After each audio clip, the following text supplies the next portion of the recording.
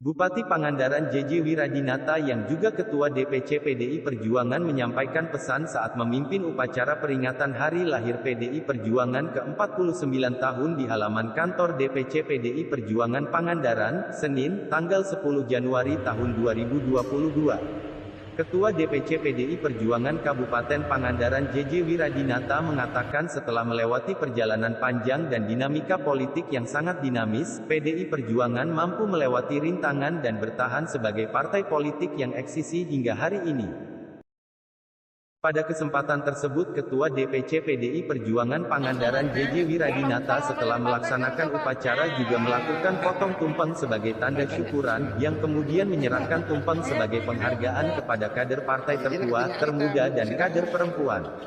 Selanjutnya sebelum meniup lilin kue ulang tahun membaca sholawat bersama-sama.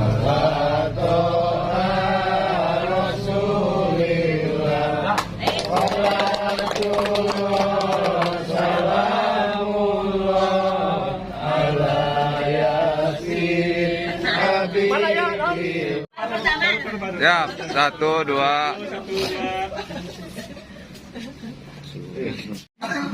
2. Oke. Tip. PDI Perjuangan berumur 49 tahun.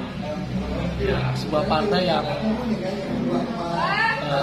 tentu tidak berdiri ujuk-ujuk, melalui satu proses yang panjang sebagai penjabar dan sebagai penjabar dari konsep pemikiran Bung Karno, tentu sejak zaman PNI kan, tahun 2026 PNI ya, 26 kalau tidak salah, ya sampai dengan akhirnya tanggal 10 Januari 1973 karena dipaksa penyerahan partai politik saat rejim Orde Baru, maka PNI ya sebagai partai nasionalis, Murba, IPKI, Parkindo dan beberapa partai politik bergabung menjadi kekuatan nasional namanya PDI. Tetapi PDI saat itu adalah PDI yang dibuat sedemikian rupa hanya menjadi ya ada tapi tidak boleh besar, menjadi karena saat itu kan yang harus menang kan satu Golkar namanya saat itu ya, dan PDI hanya menjadi bagian, jadi hiasan demokrasi dan tiga partai kan, tiga kekuatan politik saat itu, PDI, P3 dan Golkar ya. Jalan baru pada menjelang pada tahun 96 kalau tidak salah ya, Bu Mega tampil memimpin partai sebagai ketua umum. Itu pun tentu mendapat rintangan, halangan yang luar biasa ya dari penguasa Orde Baru yang tidak ingin keturunan Bung Karno memimpin partai saat itu ya, dan akhirnya jadi ketua umum. Pada saat itu Bu Mega mampu mengkonsolidasikan partai dan menegaskan partai ini sebagai kekuatan politik ya, bukan hanya menjadi hiasan, sebagai wujud kedaulatan politik ya. Dan tetapi tahun 96 dijatuhkan ya. Saat itu ada kongres yang karena tidak disukai oleh pemerintah, ada kongres yang saat itu maka berkembang ada PDI Pro Sudiadi dan Pro Megawati, Pro Meg saat itu ya.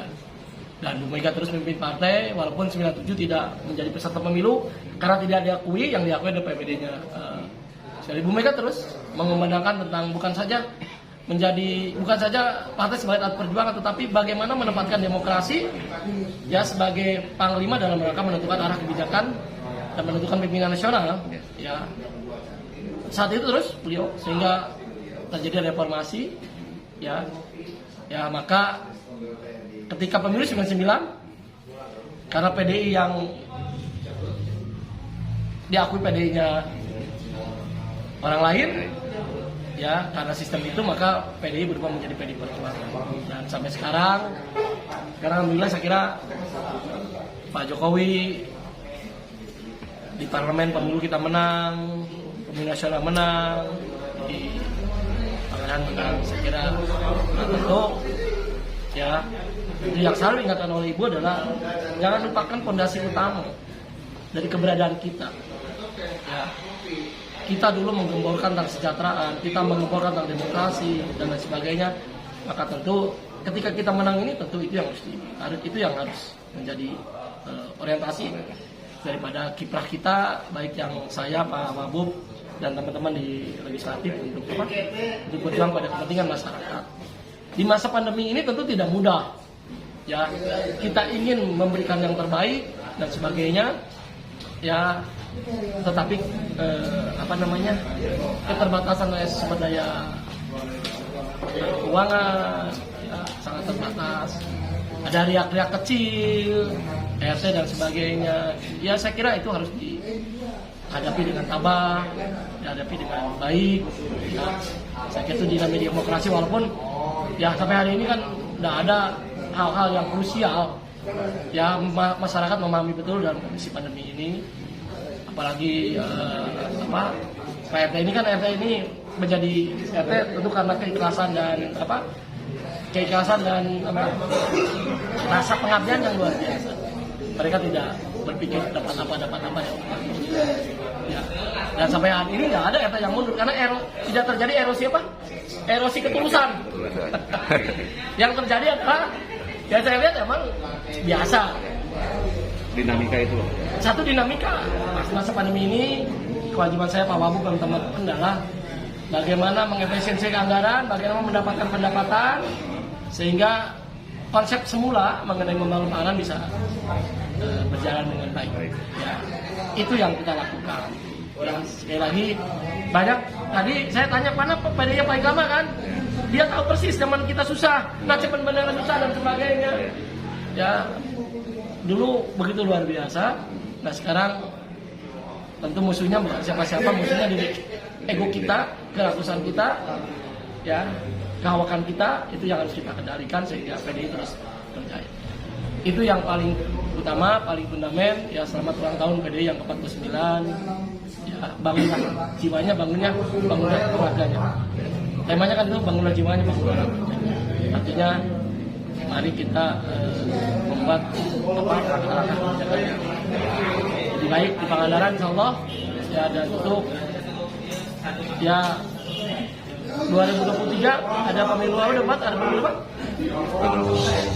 Pemilu legislatif, pemilu presiden, pilkada. Ya, saya kira siapa yang menanam itu yang memanen, kan begitu. Siapa yang berbuat kebaikan, saya kira itu akan dipilih oleh rakyat. Walaupun ada dinamika dan lain sebagainya, tetap fundamennya adalah bagaimana kita berbuat baik untuk masyarakat. Fundamennya. Oke, untuk di ulang tahun yang ke-49, untuk harapan kadar untuk di DPC Kabupaten Pangandaran. Ya, saya kira kita ini termasuk DPC yang yang baik lah, lumayan baik di Jawa Barat ini. Ya, bisa dilihat dari sisi perolehan kursi, memenangkan pemilu dan lain sebagainya kan, menangkan pemilu dan lain sebagainya, itu adalah contoh yang baik. Ya, saya kira harus dipertahankan dengan baik. Dan ya terus saya kan sudah hampir 20 tahun saya jadi ketua partai. Ya, aktif di partai sudah 1994 udah 20 tahun. Saya kan tentu harus mempersiapkan regenerasi kan. Ya, tanggung jawab saya itu. Artinya membuat regenerasi, memahami garis perjuangan partai, memahami dinamika masyarakat, mengalami kultur masyarakat di Pangandaran. Ada pariwisata, ada unsur religi dan sebagainya. Ya,